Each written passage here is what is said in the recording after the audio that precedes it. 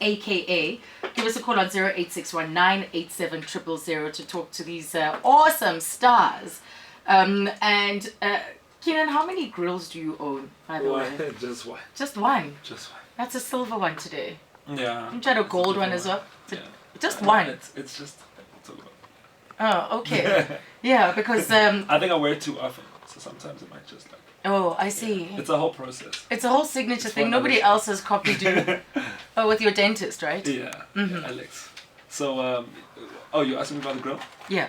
Oh man, I just thought it looked cool, man. You know, it looked cool. There's no like really good deep explanation for it. I was like, oh, okay, I can do that. Oh, that'll be really cool, and it's pretty much just stuck with me. Yeah, back then we had people with gold teeth, gold slits. Yeah, that's been around forever. Yes. But it took some like a lot of South Africans, are not familiar with the concept. So they think my teeth are like this forever. Mm-hmm. They think I'm that crazy. I don't know. Maybe that's a compliment. Yeah. No, I think it's particularly cool. There was a time when I thought, just to shock people a little, need to get a grill. Oh, okay. No, we'll talk afterwards. We'll totally sort you out. But I do know Alex. No worries about that. The very beautiful dentist. Oh, I've heard. Apparently so. Yes. I'm in a bad position to comment. So is that your only indulgence? Or do you have other things that you are, gold chains maybe, I don't know, no, like things that you love collecting? My biggest indulgence is basically lazing around. I love some weekends when I have like a weekend off. Like for instance today I'm going to Richards Bay after this at 5. I have to go to the airport from here. And I'm in Newcastle tomorrow. I'm just doing my gig guide, by the way, spontaneously. and then I've got to go to Newcastle and Durban. So for me, week to week, I enjoy those days on a Sunday or on a Saturday where I've just got time alone at home. I can play PS4, watch movies. Those. It's kind of funny as time goes on. You start to value the little things, like being able to spend time with your mom or your family or stuff like that. I mean, I was on a plane on Christmas last year. And sometimes as an artist it gets lonely. It's a very lonely job, I think. Really? Yeah. People imagine that you have entourages and you have people around you constantly. I think you guys watch too many movies. Maybe. And Nati, do you have indulgences? Those things that, you don't hesitate to spoil yourself with? I love shoes. Sneakers or shoes? Everything. Uh-huh. I love cars. I love watches. Yeah, that's about it. Gadgets? No? Not so much. You're already sporting the iPhone 6. I mean, it's a phone.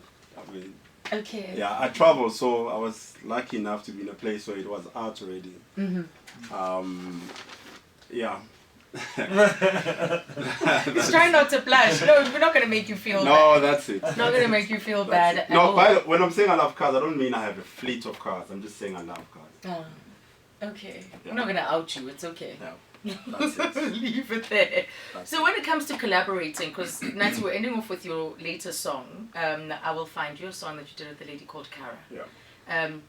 How do you pick artists? How do you, how does that agreement, that relationship come about often, and that recipe to success, that journey to delivering on a great partnership? I think it starts with what I'm going for as a sound, in it starts the there. album. What am I going for? And for instance, Tosh did Buya, and Tosh, we went to school. She was studying music as well, but I didn't know her at school. She just dropped an email saying, "Hi, I'm Toshi. We went to school together. Here's my songs." Yeah. And I was like, wow. At the time I was working, I had something in my head that I wanted to do, and I thought this voice would work here. Same with Cara, where I am right now with the stuff that I'm doing overseas and the places that I'm starting to play. I wanted to do a certain sound, and she sent me a stuff. Like, she's a really hard worker. Like, Cara would send me like 3 songs a day. Wow, jeez. Yeah, like it was that hectic. I think at home I have maybe 10 of Cara's different songs, and in the end I was like, you know what, come, let's just go to studio. And I called Soulstar, and the 3 of us went to studio and we worked on that song. One day we had everything done. We had no chorus though, and I was going for shows. I had a show in Paris on Friday and one in London on Saturday. So I flew. I arranged everything to shoot a video. We had no chorus still. Yeah. So on Thursday we shot a video, no chorus.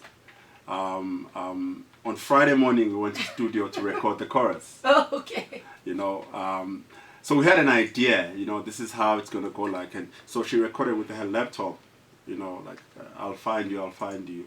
So it wasn't properly recorded, and the following day we did.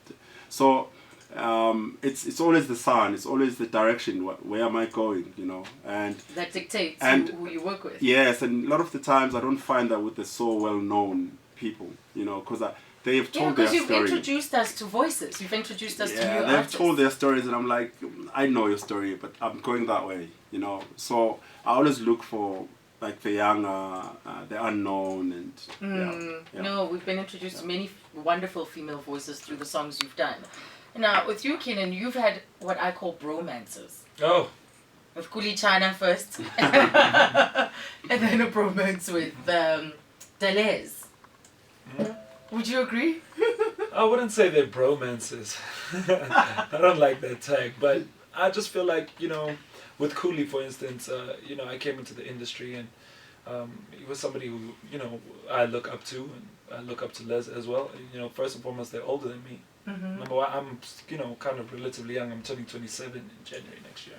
I'm not young, but I'm not old. You know? Yeah. And, you know, with Kuli, he's somebody that I hold in very, very high regard musically. As a person as well, that I've learned a lot from, gotten a lot of advice from, and the same goes with Les.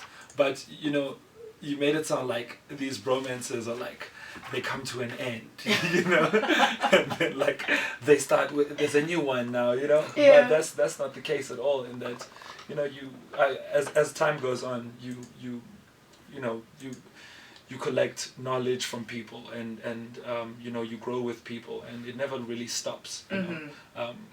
And that's just how it goes. But I think it's the media and people and, you know, fans and stuff, and they attach these labels to things. I see. But I don't really have a problem. It's fine. You know? Yeah. I know where I stand with them, and they know where they stand with me.